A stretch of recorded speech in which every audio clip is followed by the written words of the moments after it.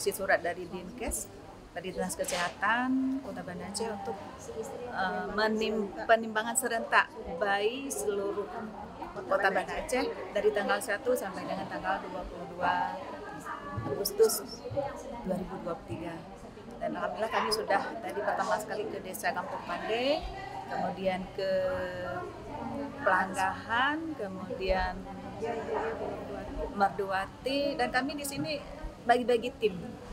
Mungkin pertama sekali kami semua hadir di Desa Pande, kemudian di Pelanggahan dengan Ibu PLH Sekda, kemudian ada Ibu Ketua Kecamatan Kota Raja, dan kami lanjut ke sini ini dengan mengikuti simulasi dari provinsi tentang pola asuh anak dan remaja.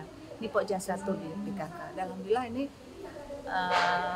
berjalan dengan baik dan mudah-mudahan ini ada manfaatnya. Jadi setelah simulasi ini, kampung ini, terutama ini PKK kampung ini bisa mensosialisasikan kembali ke kampung lain atau ke masyarakat kampung sini sesuai dengan dusun-dusunnya.